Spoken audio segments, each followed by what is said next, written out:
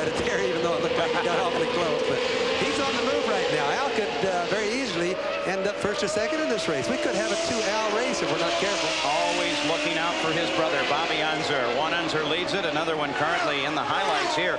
Al Unser, who started 56 different road circuits in his life, has won 5 different times on a road course, and looks like he is in the fight on this one. We should point out, too, as he closes down behind Emerson Fittipaldi, that is the car, the Pennzoil machine, normally assigned to Rick Mears. But Rick has decided, as a result of that crash last year at San Air, his feet just hurt him too much to try all of the problems involved with a road course. I talked to Rick about that, Paul, and his nerves are starting to grow back in his feet. His feet got torn up awfully bad. The nerves are coming back, and he has an awful lot of pain.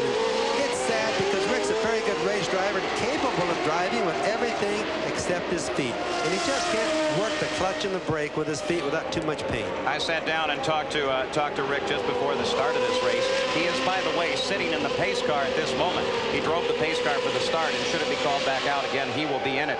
And I said, Rick, I think you're just being smart. Let's just take it easy, and when you're ready to come back and drive on the road courses do. The ovals don't need nearly the wear and tear on the feet that the road courses do. Oh, that's absolutely true. And I'll guarantee you right now, he's a big supporter of Al's, and he's really pushing Al on. He wants to see his car pass Fittipaldi, and of course he'd like to see it win the race, to be honest with you. And look at your brother push Emerson Fittipaldi. The fight is on now, and it is a fight for second place as Al wants to come up and join his son here. Well, I think he's going to pass him. I think it's just a mere matter of time. It's hard to pass here, as we said earlier.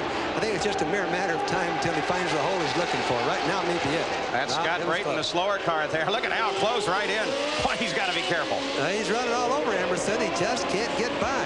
Now on the 5th turn, this is where that accident occurred earlier. Al drops back just a bit. He's going to watch him. Will maybe get a run on him through the fast section. This is a good race. This is what keeps IndyCar racing the sport that it is today. It's racing like this. The crowd here at the Meadowlands, they are certainly enjoying this race, and it is being run in the dry. Remember, the first race started in the rain, finally went dry. The sun peeks out every now and then. Beautiful time here at the Meadowlands as we watch the battle for second place. Do you realize how much experience between those two cars, years of racing experience that you have? You ought to see a doggone good race. 2 World Driving Championships, 3 Indianapolis victories as Al Unser now slams down into the pit area and goes down for the Penske pits. Now this looks like a normal stop. He's coming in fast and furious, and let's watch these guys work. This is a good pit crew. This is Rick Mears' own crew. They should be very fast and very efficient. Peter Parrott changes the left front. Jerry Breon's working on the back tires. Watch Roger Penske up there. Watch Roger Penske. He's talking to Al and telling Al where to go, when to go. Watch him. When he drops his hand, that's when you're going to see Al shoot away. Watch it. 3-tire change for the Penske team. Al Unser is there waiting to drop it off the jacks. Does that indicate we have a clutch problem? They dropped the car with the wheels rolling. No, I think Al was just waiting to go because Penske tells him when to go. Bruno Giacomelli currently running in 5th place. Dropped back just a bit as a result of this stop. A young man from Italy in his 2nd year of IndyCar driving, former Formula 1 driver. As they work on the right front of that car, it's going They lost a nut. They had a problem with the wheel nut on it, Paul, is what they're doing. You see? Let's go down to the Patrick Pitts, Gary Gerald. Well, Paul, they've had a problem, as Bobby indicated. They lost the nut apparently up on the right front. They also had a problem on the right rear. Now Giacomelli pulls away. That was a very long stop. They did change all 4 tires, but there was a problem on both right sides. Anybody that doesn't think, Gary Gerald, that the crew gets involved in this, you saw the frustration there. One of the crew members threw his helmet off. They're just as much involved as the race driver. I'll guarantee they are. You ought to see Pat Patrick right now. I'll bet he's not too happy. May not be throwing a helmet, but there's a lot of head shaking going on there.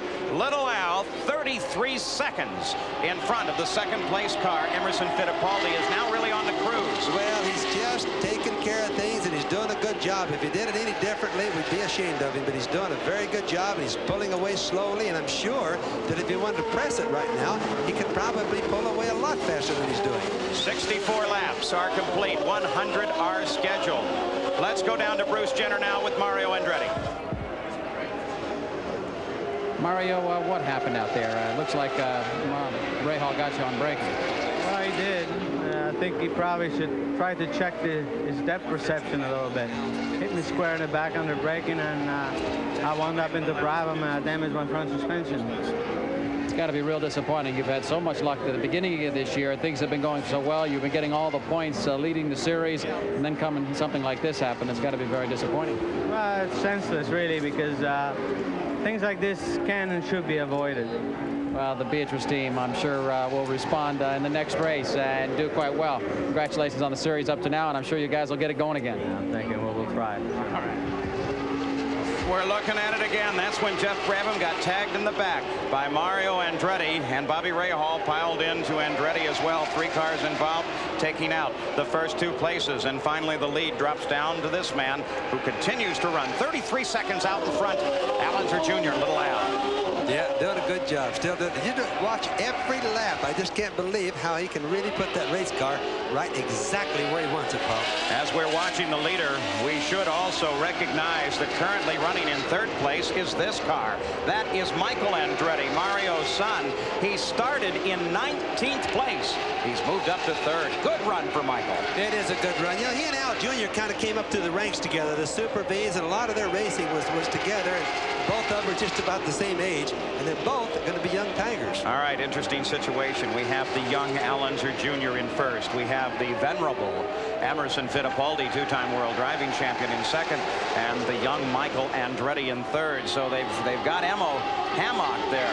Let's talk about, is this man, the leader, Al, is he as sharp at doing this as Emerson Fittipaldi is? Does he know how to win it? In a lot of ways, I think he's probably sharper, and I'm not running Emerson down when I say that, but little Al has lived in the United States and been more used to our type of racing longer, and I think he's been around the Indianapolis cars because of his father and myself all of his life, so I just think he's more used to it, Paul. All right, it is Al Unser Jr. out in front, followed by Fittipaldi, Andretti, Al Unser Sr., and Tom Sneva. We'll come back to the Meadowlands after this.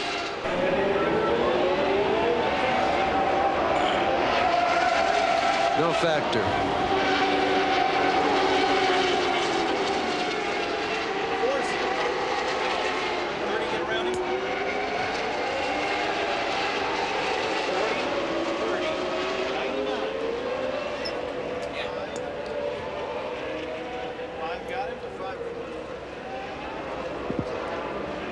We are back live at the Meadowlands. This is Paul Page with Bobby Unser, Bruce Jenner, and Gary Gerald. Here is our new leader, Al Unser Jr.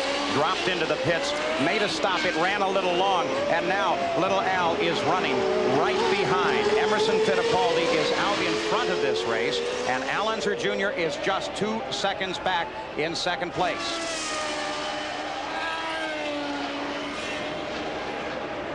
Emerson Fittipaldi, car number 40, the 711 machine.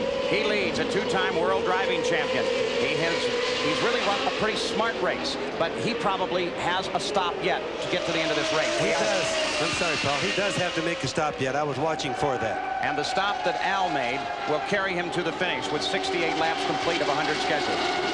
Yes, he's right at 70% of the race. He should be able to go all the way with tires and fuel. Emerson will have to stop again. That'll put Emerson back behind little Al again. And aside from that, we should have a good race. We also had a slight collision between Jeff, or excuse me, Lordy mercy, let's look at it. Emerson Fittipaldi, the leader. What are you trying to look up, Bobby? Oh, 2 cars touched each other a while ago. I saw it during the commercial. Had some contact between Kevin Cogan and Tom Sneva, indication that they both touched just ever so lightly, maybe some damage. They are watching them to see what goes on and whether or not they'll continue. They appear to be continuing rather well right now. Emerson Fittipaldi leads by 1.5 seconds over Al Unser Jr. We'll be back to the Meadowlands right after this.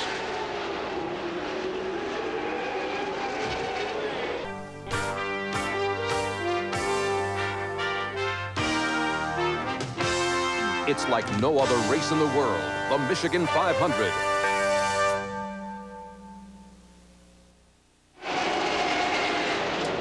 The view from above as we are back live at the Meadowlands. That's Giants Stadium up there in the upper right-hand corner of your screen. And, of course, between there and here is the circuit of the Meadowlands. 1.68 miles, 11 turns. And the master at the moment is the number 40 car driven by Emerson Fittipaldi. You're watching him as he serpentines around this circuit. This is a very fast, blind 11th turn on the circuit coming for the main straightaway. Yeah, one of the things that's changed today, Paul, is when we started this race, you remember we had quite a few